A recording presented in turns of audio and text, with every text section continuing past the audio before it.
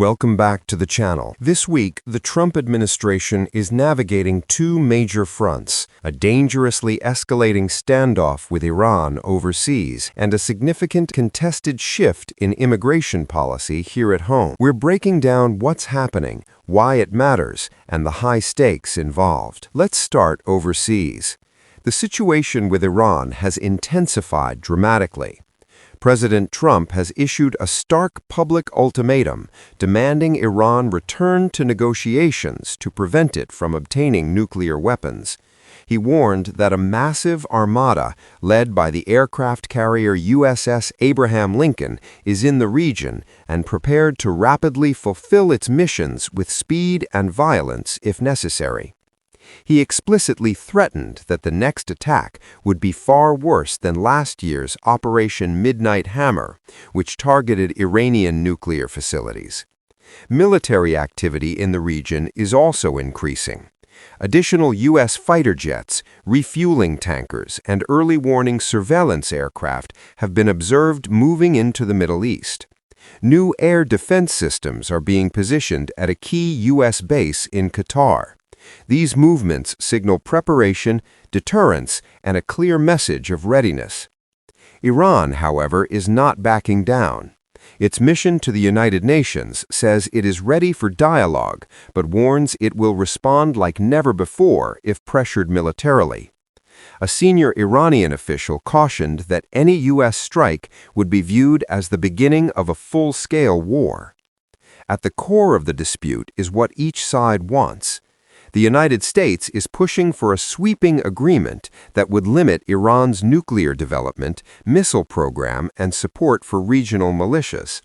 Iran says it will not negotiate under duress or with preconditions. That deadlock is where the danger lies: diplomacy stalled, military signals rising. Back in the United States, immigration remains a defining issue. The Department of Homeland Security reports historic enforcement levels, claiming nearly 3 million people have left the country due to its policies over the past year. A major legal mechanism has been the expanded use of Section 287G agreements, which allow state and local law enforcement to carry out certain immigration enforcement duties. This has enabled large-scale operations in cities nationwide. Policies have widened the scope of who may face detention or removal, including some green card holders and individuals denied legal status. The State Department has also paused immigrant visa issuance for nationals from dozens of countries considered at high risk of relying on public benefits.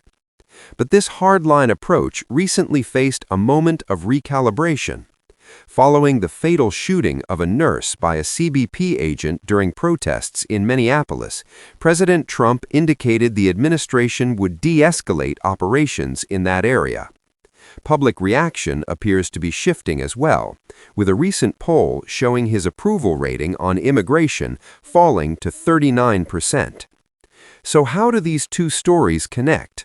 First, political timing. Some analysts argue the rising tensions with Iran may draw attention away from domestic controversy, including fallout from Minneapolis. Second, electoral strategy. Just days ago, Trump was in Iowa launching the campaign push to hold the House of Representatives, warning that losing control would threaten tax cuts and other policies. His message there emphasized tariffs and support for farmers, core issues for his political base.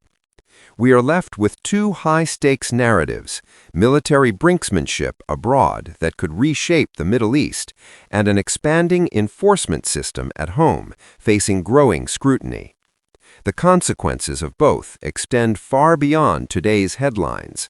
What's your take on the administration's approach to these crises? Let's keep the discussion respectful in the comments below.